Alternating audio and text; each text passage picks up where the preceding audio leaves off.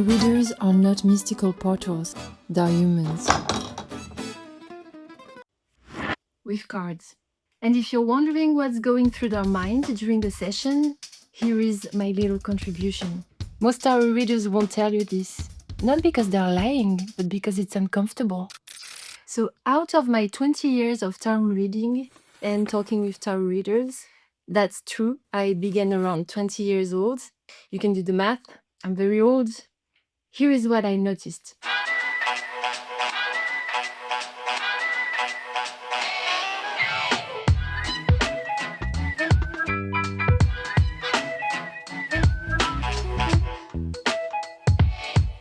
First, tarot readers really want you to walk away feeling hopeful, not crushed, not doomed, not emotionally demolished. So when sometimes the cards are messy, we start decorating them. When clearly challenging cards appear, loss, ending, betrayals, or collapse, we start digging. We talk about growth, transformation, the lesson hidden in the chaos, just because we genuinely believe that an encouraging voice is just more useful than doom and gloom. But yeah, sometimes a card is just rough. We are trying to help you declutter your mind in the middle of the chaos. We want you to feel empowered, not destroyed. And you're the light seeker. Come on! You're the light seeker and you have the hermit as an advice. Whoa, new cycle, whoa! These times of big transformations are very useful. That's where we really learn things about ourselves.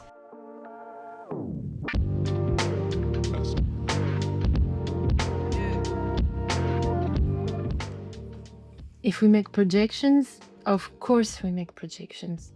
We have our own experiences, we are living our lives too, we have been falling in love, being healed, being lost, being hurt.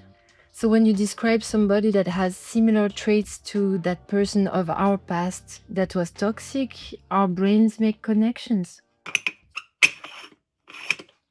It just sounds a little too familiar. So our brain goes, hey, but I know this guy. And we might unconsciously interpret their cards more harshly. We try so hard to stay neutral, but our story might bleed through. And most of the time, we're not even realizing that we are doing that.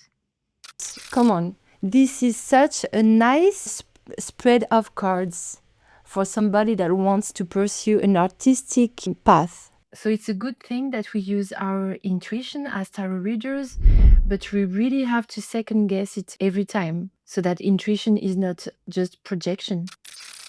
Now this one is big.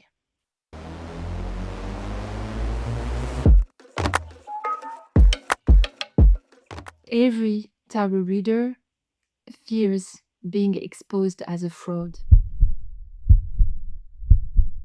Not because we are trying to deceive you, but because deep down we know that we are human. We really try to read with our hearts, we study the symbols, we tap as much as possible into our intuition, but we are not machines. You know, we can totally make errors. And when we get something wrong, that voice in our head says, see, you're an imposter. So sometimes it happens that we second guess ourselves mid-reading. We'll soften a message or add extra context just to save our bases. To me, a good tarot reader is doubting, is always doubting. You know, it's like the tarot readers I trust the most are like the doctors I trust the most. The ones that are able to say, it could be this or it could be that. I'm not sure. We need more context. We need more information. Certainty can be very comforting, of course, but honesty and being able to say that you're doubting is healthier.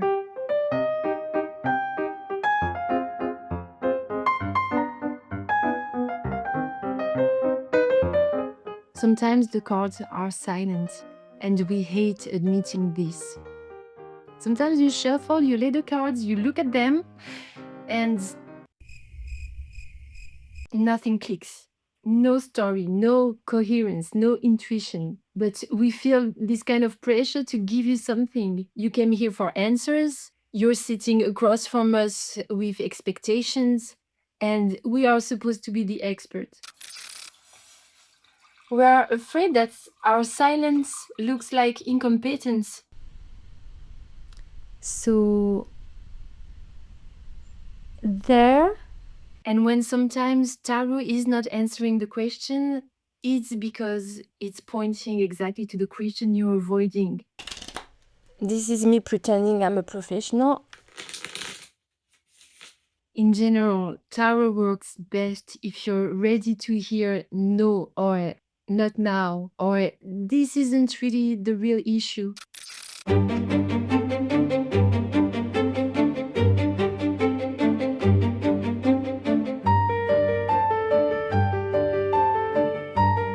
Giving advice is taking power. Jodorowsky says it very clearly. No hay que predecir el futuro porque en el futuro hay un abanico de futuros posibles. Cuando tú dices un futuro, llevas la persona a tu predicción. Le eliminas 1000 posibilidades, infinitas posibilidades y tomas poder sobre ella. Luego no des consejos. Este hombre no te conviene, quítalo. Es una monstruosidad, es una toma de poder. Our job is to illuminate the hidden parts of yourself, what you're avoiding, what you really know but won't admit. We are not here to use symbols to have power over you. We are here to empower you. And this is the real secret. You already have the answers.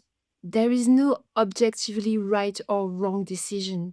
We are just all walking our path and learning as we go. A good reading doesn't make you more dependent, it makes you more autonomous. If a reading makes you need the reader more and more, guys, something went wrong. The cards don't decide, you do. Oh, and here is a bonus confession. Tarot readers are sometimes exhausted by some questions, like, will he text me back? Is she thinking about me? And look, I get it. Matters of the heart matter. The tarot speaks about soul journeys, life purpose, deep transformation. And sometimes we do think, come on, ancient symbolic wisdom for a WhatsApp message. But yeah, we still answer with care because everyone is where they are.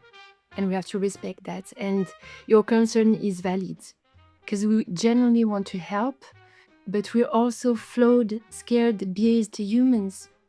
And of course, I'm saying all of this from my little window.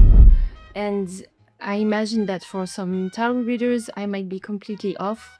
So you can tell me about your own window as a tarot reader if you want. Does that make tarot less magical? Personally, I don't think so. I think it makes it more real and more interesting. Because even the soul's journey sometimes needs a WhatsApp notification.